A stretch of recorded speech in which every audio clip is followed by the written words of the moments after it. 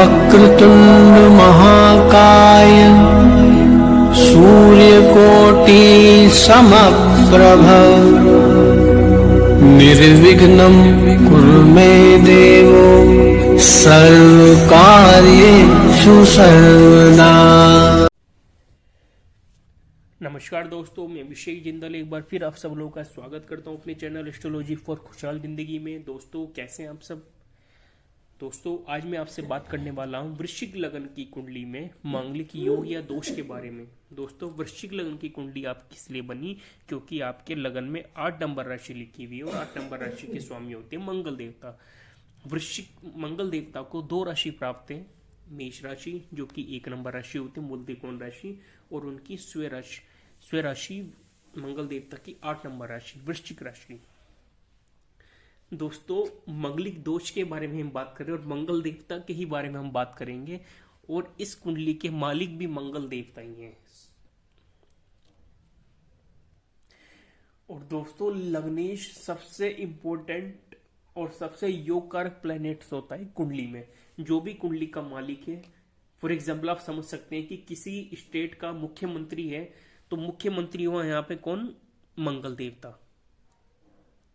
बाकी उनके जो बीच में जो विधायक हैं और नेता हैं वो सारे भाव और ग्रह मान लीजिए, लेकिन इस स्टेट में जो पावर चलेगी वो चलेगी मुख्यमंत्री की, हेड ऑफ डिपार्टमेंट मंगल देवता की। तो मंगल देवता पूरी कुंडली को डिसाइड करें कि किस भाव को किस ग्रह को देना है। तो उसी हिसाब से मंगल देवता ने लगन भाव, शरीर आपका क्योंकि मालिक हैं अपने आप को, और छठे भाव का स्वामी बनाया जो कि रोग ऋण शत्रु का भाव है। इसी तरीके से मंगल देवता ने बृहस्पति देवता को दूसरे भाव का और पंचम भाव का स्वामी बनाया जो कि इनके अति मित्र हैं बृहस्पति देवता। दोस्तों उसी तरह सूर्य देवता जो कि अति मित्र हैं उन्हें प्रोफेशन का स्वामी बनाया मंगल देवता ने। चंद्रमा देवता जो भी अति मित्र हैं उन्हें भाग्य का स्वामी बना दिया। बाकी मंगल देवता बुध देवता अति शत्रु है, अति शत्रु को कौन सा डिपार्टमेंट दिया, बुरा डिपार्टमेंट दिया, जो कि मंगल ऑब्स्टेकल्स का, दिक्कत परेशानियों का, मृत्यु का भाव होता है, वो 8वां भाव और एक राशि 11 भाव में दी मंगल देवता को। दोस्तों इसी तरीके से अपनी शत्रुता और मित्रता निभाते हुए मंगल देवता ने अलग अलग भाव में अलग अलग प्लेसमेंट दिए अलग अलग ग्रह को। तो दोस्तों मंगल देवता लग्नेश हुए स्वयं और अपनी ही स्वयं राशि में जाकर विराजमान हुए, तो यहां पर दोस्तों आप मांगलिक नहीं कही जाओगी क्योंकि अपनी स्वयं राशि में बैठा ग्रह 7वीं दृष्टि से 7वें भाव को देखेगा, आपकी मैरिड लाइफ में, वैवाहिक जीवन में खुशहालियां पैदा करेगा। आपको मैरिज लाइफ के हर सुख से संपन्न कर देंगे मंगल देवता। यहाँ पर आप मांगलिक कंसीडर नहीं किए जाएंगे। अगर आपको किसी ने वहम में डाल दिया है कि आप मांगलिक है, दोस्तों आप बिल्कुल मांगलिक नहीं है अगर मंगल देवता पहले भाव में बैठे होंगे आपके। दोस्तों अगर चौथे भाव में मंगल देवता विराजमान होंगे तो यहाँ भी अपनी चौथी दृष्टि से आपके सप्तम भाव को देखेंगे, क्योंकि मंगल इस कुंडली में लग्नेश है और लग्नेश सबसे योग कारक प्लैनेट्स होता है और मंगल देवता अति योग कारक हैं। और योग कारक ग्रह की दृष्टियां खराब ना तो जहां बैठा है उस भाव को खराब करता है, क्योंकि योग कारक ग्रह की डेफिनेशन ये है कि जहां बैठना, जहां देखना, जहां जाना उस घर की वृद्धि कर देना। तो मंगल देवता योग कारक हैं तो आपके सुखों में वृद्धि करेंगे। चौथी दृष्टि से आपकी लाइफ पार्टनर के सुखों को बढ़ा देंगे। आपकी लाइफ पार्टनर बहुत समझदार होगी, आपको समझने वाली होगी।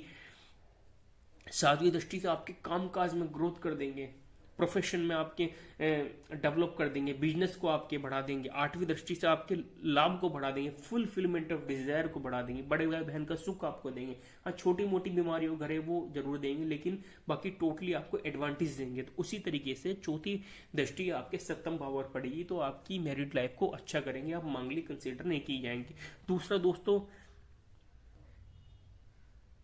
अगर मंगल देवता यहाँ पर पड़े हो तो यहाँ पे रोचक नामक पंच महापुरुष योग का निर्माण भी करेंगे मंगल देवता। दोस्तों पंच महापुरुष योग के बारे में भी पीछे मैंने बताया है, आप देख सकते हैं पीछे जाके पंच महापुरुष योग की वीडियो, तो आपको और बेनिफिट्स देंगे। पंच महापुरुष योग के आपके अंदर एनर्जी बढ़ी होगी पूरी, आपकी मेमोरी को शार्प कर देंगे, आपको ताकतवर बना देंगे, ब्लड की कभी आपको दिक्कत परेशानियां नहीं होगी, फिजिकल रिलेशन आपके बहुत अच्छे होंगे अपनी लाइफ पार्टनर के साथ। लेकिन दोस्तों मंगल देवता की डिग्री वाइज कैपेबिलिटी जरूर देख लेना। मंगल देवता अस्त नहीं होने चाहिए, 0 डिग्री, ए डिग्री या 29 डिग्री के पढ़े हुए नहीं होने चाहिए। जितनी डिग्री वाइज कैपेबिलिटी होगी, जितनी डिग्री वाइज क्षमता होगी मंगल देवता के अंदर, उतने आपको पॉजिटिव रिजल्ट देंगे। दोस्तों योग कारक ग्रह का डिग्री वाइज कैपेबल अच्छी डिग्री होना बहुत अच्छी बात है, इंपॉर्टेंट है। और मारक ग्रह की डिग्री जितनी कम होगी, जितनी डाउन होगी, उतना अच्छा होगा। दोस्तों इस चीज को उम्मीद करता हूं कि मैं हर वीडियो में आपको ये बताता हूं, आप समझ रहे होंगे। जो जो मेरी इस वीडियो को देख रहे हैं वो अच्छे से समझ पा रहे होंगे मैं आपको क्या चीज समझाना चाह रहा हूं। दोस्तों बात करते हैं सप्तम भाव की। 2 नंबर राशि सप्तम भाव में, यहां भी केंद्र का स्वामी केंद्र में जाकर विराजमान होंगे। दोस्तों यहां भी आप मांगलिक कंसीडर नहीं किए जाएंगे, क्योंकि मंगल देवता आपके सप्तम भाव में बैठे हैं। केंद्र का स्वामी केंद्र में जाकर योग कारक ग्रह जहां बैठना, जहां देखना, उस घर की वृद्धि कर देना। तो यहां पर आपकी मैरिड लाइफ को अच्छा करेंगे, डेली वेजिस को, पार्टनरशिप को आपकी अच्छा करेंगे। तो यहां भी आप मांगलिक कंसीडर नहीं किए जाएंगे। बात करते हैं दोस्तों अष्टम भाव की। त्रिक भाव 3, 6, 8, 12 त्रिक भाव में बैठ जाना किसी प्लेनेट का, योग कारक ग्रह का, उसे मारक बना देता है। तो दोस्तों यहां पर आप मांगलिक कंसीडर किए जाएंगे। मंगल देवता अगर आपकी 8वें भाव में 3 नंबर राशि में जाकर बैठे हैं तो आप मांगलिक होंगे। आपका लाइफ पार्टनर भी सामने मांगलिक होना चाहिए, लड़का लड़की दोनों मांगलिक होना चाहिए, तभी आपकी एक हैप्पी मैरिड लाइफ चल सकती है और वो सक्सेस होगी। बात करते हैं दोस्तों 12वें भाव की।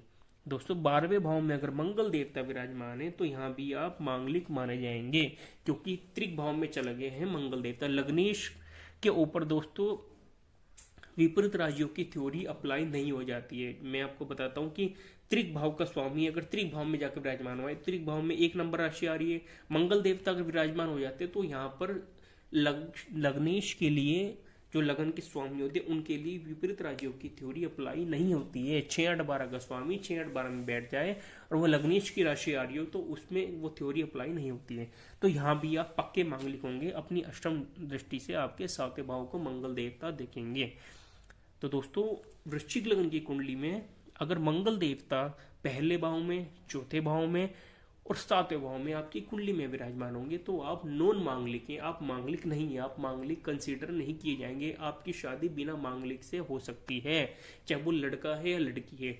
और अगर आप का मंगल देवता 8वें भाव में और 12वें भाव में जाकर विराजमान है तो आप पक्के मांगलिक हैं। आपकी मैरिज मांगलिक लड़की या मांगलिक लड़की से ही होगी। दोनों का मांगलिक होना बहुत मोस्ट इंपॉर्टेंट है, वरना आपकी मैरिज लाइफ में, आपकी वैवाहिक जीवन में दिक्कत परेशानियों का आपको सामना करना पड़ेगा।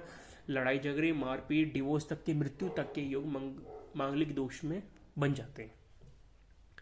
दोस्तों उम्मीद करता हूं कि आपको मेरे द्वारा दी गई जानकारी समझ आ गई होगी अच्छे से। आज मैंने आपसे बात करी वृश्चिक लगन की कुंडली में मांगलिक योग या दोष के बारे में। अपनी अगली वीडियो में आपसे बात करूंगा धनु लगन की कुंडली में मांगलिक योग या दोष के बारे में। दोस्तों अगर आपकी वृश्चिक लगन की कुंडली, अपनी कुंडली को ओपन कर लीजिए और लगन में अगर आपके 8 नंबर लिखा हुआ है तो आप देख लीजिए मंगल देवता आपकी कौन से भाव में जाकर विराजमान है। 1 से लेके 12 भाव होते हैं, जिसमें कि दूसरे, तीसरे, 5वें, 6ठे, 9वें, 10वें और 11वें भाव में मंगल देवता का विराजमान है। तो आप कहीं से भी मांगलिक 1% भी नहीं कहे जाएंगे। आप मांगलिक नहीं है। अगर आपको कोई भ्रम में डाल देता है कि आप मांगलिक, तो आप खुद चेक कर सकते हैं। आपका मंगल देवता अगर पहले, चौथे, 7वें, 8वें और 12वें भाव में, इन 5 भाव में सिर्फ ओनली आपके मंगल देवता किसी लगन में विराजमान है तो आप मांगलिक कहे जाएंगे, मांगलिक कंसिडर किए जाएंगे। लेकिन उसके ऊपर थ्योरी एप्लीकेबल करनी पड़ेगी, जो मैं आपको बता रहा हूं। अगर उस थ्योरी के अकॉर्डिंग आप मांगलिक हैं तो आप मांगलिक होंगे, और मांगलिक नहीं है तो आप मांगलिक नहीं होंगे। आंशिक मांगलिक की कोई डेफिनेशन कहीं नहीं लिखी है किसी शास्त्र में कि आप आंशिक मांगलिक नहीं, या तो आप मांगलिक होंगे या आप मांगलिक नहीं है। 2 चीजें होती हैं, येस या नो। और दोस्तों 28वें साल की कोई ऐसी डेफिनेशन नहीं है कि 28वें साल में मंगल दोष कट जाता है, ऐसा कोई चक्कर नहीं है। 28वें साल में मंगल देवता की एज होती है, 28वें साल में मंगल देवता मैच्योर हो जाते हैं। सिर्फ इतनी डेफिनेशन है 28वें साल की। इसके अलावा कहीं कोई ऐसा विवरण नहीं है कि 28 साल में मांगलिक दोष खत्म हो जाएगा। और मांगलिक दोष कहीं भी आपको दिक्कत परेशानियां नहीं देता है। सिर्फ मैरिज के टाइम आपको देखना मोस्ट इंपोर्टेंट है कि आप अगर मांगलिक है तो आपका सामने वाला स्पाउस या लाइफ पार्टनर मांगलिक होना चाहिए, दोनों का। दोनों में से एक नहीं होगा तो आपकी हैप्पी मैरिड लाइफ या वैवाहिक जीवन अच्छा नहीं होगा। तो चलिए दोस्तों, उम्मीद करता हूँ कि आप सब लोगों को समझ आ गया होगा। इसी के साथ मिलते हैं अपनी अगली वीडियो में। मेरी वीडियो को लाइक जरूर कर दीजिएगा और चैनल को सब्सक्राइब कर दीजिएगा और बेल आइकन को भी प्रेस कर दीजिए, जिससे कि मैं कोई भी वीडियो अपलोड करूँ वो आपको पहुंच सके। तब तक के लिए नमस्कार, आपका दिन शुभ हो। Thank you.